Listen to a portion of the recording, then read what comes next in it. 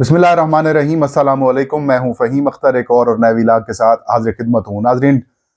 आइंदा आम इंतखाबात को लेकर पाकिस्तान के अंदर जो सियासी जमातों के लिए लेवल प्लेइंग फील्ड का मामला है, ये काफ़ी ज़्यादा संजीदा होता जा रहा है। सदर मुमलिकत डॉक्टर आरिफ अलवी की जानिब से 2 रोज़ पहले निगरान वज़ीर आज़म अनवारुल हक काकड़ के नाम एक ख़त गया। उस ख़त में सदर पाकिस्तान आरिफ अलवी की जानिब से तहरीक इंसाफ के जो सेक्रेटरी जनरल हैं उमर अयूब, उनका जो लिखा गया ख़त है वो उनको अरसाल किया गया और तहरीक इंसाफ के जो ग्रीवियंसेस हैं या खदशात हैं उनको देखने और उसके मुताबिक आइन और कानून के मुताबिक लेवल प्लेइंग फील्ड फराम करने की सदर पाकिस्तान की जानिब से सिफारिश की गई। आज सदर पाकिस्तान आरिफ अलवी के बयान के लगभग 2 रोज़ के बाद निगरान वफाकी वजीर बराए इत्तलात मुर्तज़ा सुलंगी साहब की जानिब से एक ट्वीट किया गया, एक बयान दिया गया और ये बयान इस बात की मुकम्मल अक्कासी करता है कि जो पाकिस्तान के अंदर इस वक्त निगरान सेटअप है वो किस लेवल के ऊपर सियासी है और वो क्या कर रहा है।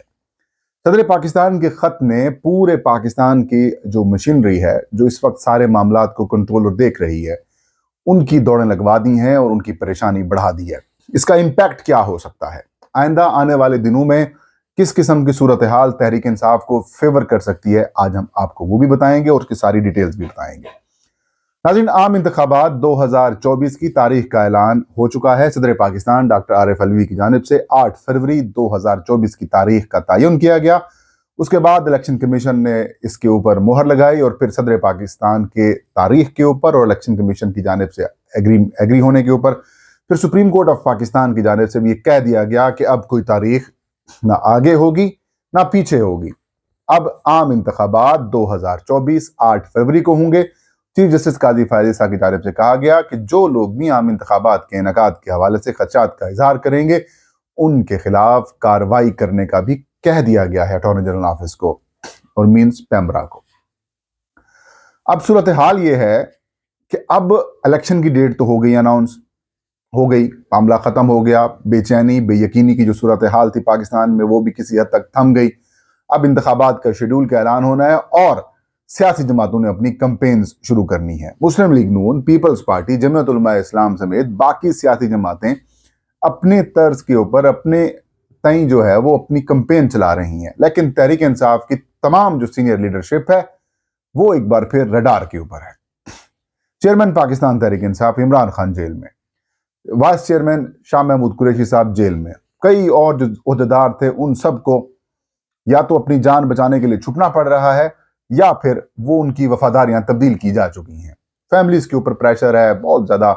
इंतज़ामिया हो, पुलिस हो, उनकी जानिब से प्रेशराइज किया जा रहा है और रोज़ाना की बुनियाद के ऊपर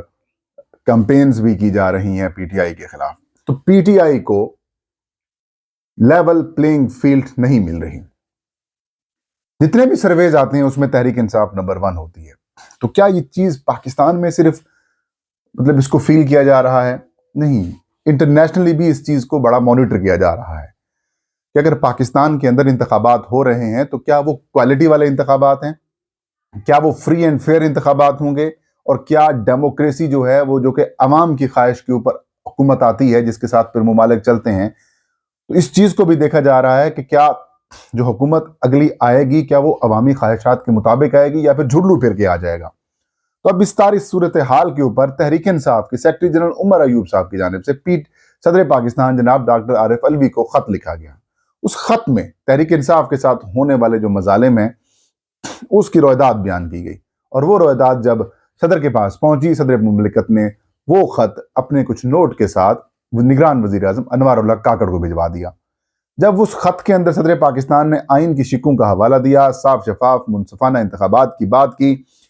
आइन की जिम्मेदारियों के हवाले से उन्हें आगाह किया और तहरीक इंसाफ की जो खदशात और तहफ़्फ़ुज़ात हैं निगरान सेटअप और इंतजामिया की जानिब से और जो लेवल प्लेइंग फील्ड नहीं फराहम की जा रही इसके हवाले से जब उन्होंने लिखा तो आज फिर इसके ऊपर इलेक्शन कमीशन और फिर निगरान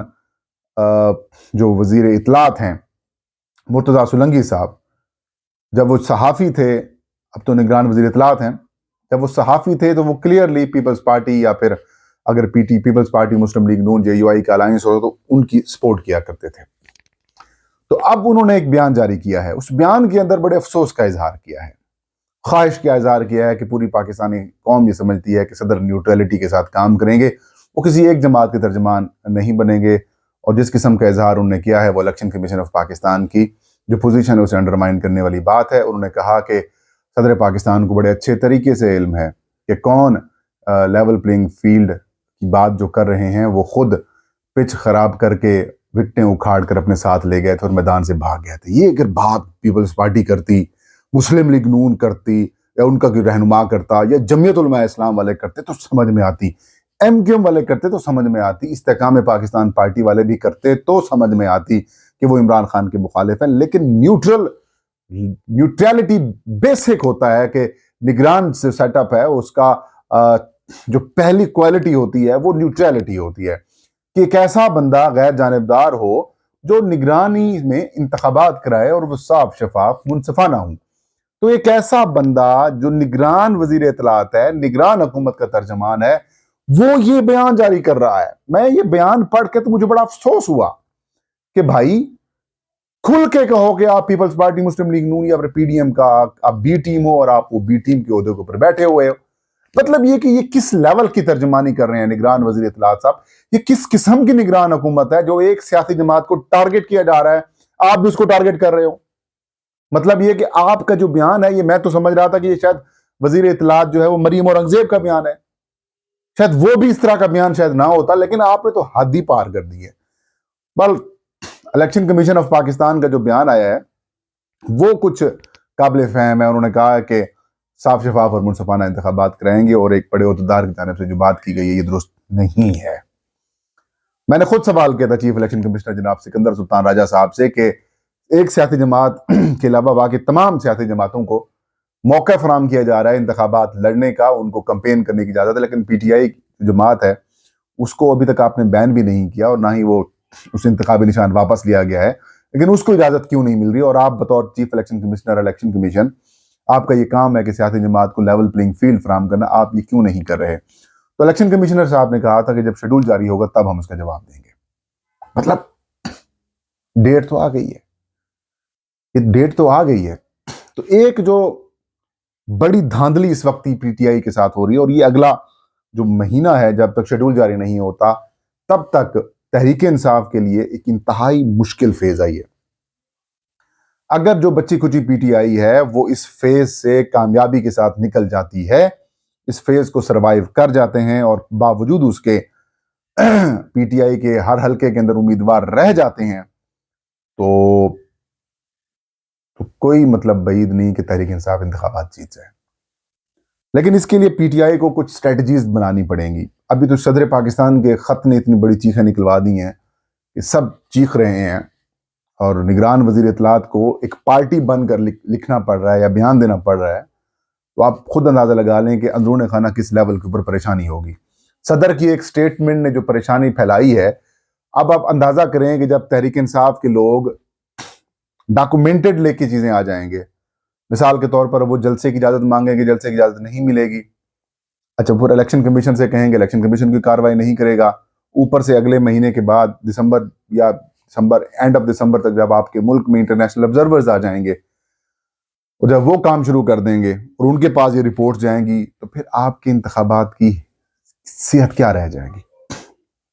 ڈیموکریسیز کے اندر اگر انتخابات کو انٹرنیشنل ایکسیپٹ نہ کر دیا جائے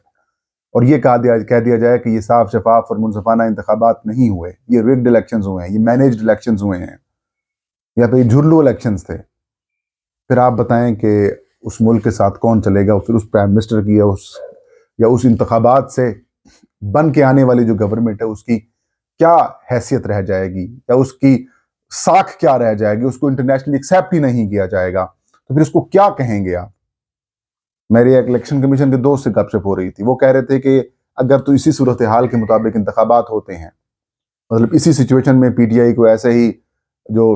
زد و کوب کیا جا رہا ہے یا ان کی جو گلا گھوٹا جا رہا ہے، اگر ایسے ہی الیکشن کراتے ہیں تو وہ الیکشن 5 سال کے لیے پھر نہیں ہوں گے، وہ 1.5-2 سال کے بعد انتخابات ختم ہو جائیں گے اور پھر آپ کو نئے انتخابات کرانے پڑ سکتے ہیں۔ تو ایک بڑی دھاندلی ہو رہی ہے پی ٹی آئی کے ساتھ انتخابات سے پہلے، وہ ایکسپوز ہو رہی ہے ڈیلی بیس کے اوپر، لیکن یہاں پر تحریک انصاف کی لیڈرشپ کو تھوڑا سا عقل مندی کا مظاہرہ کرنا چاہیے۔ ان تمام تر چیزوں کو ڈاکومنٹڈ کریں، ڈاکومنٹڈ کرنے کے بعد یہ انٹرنیشنل یونینز کو، جو تنظیمیں ہیں،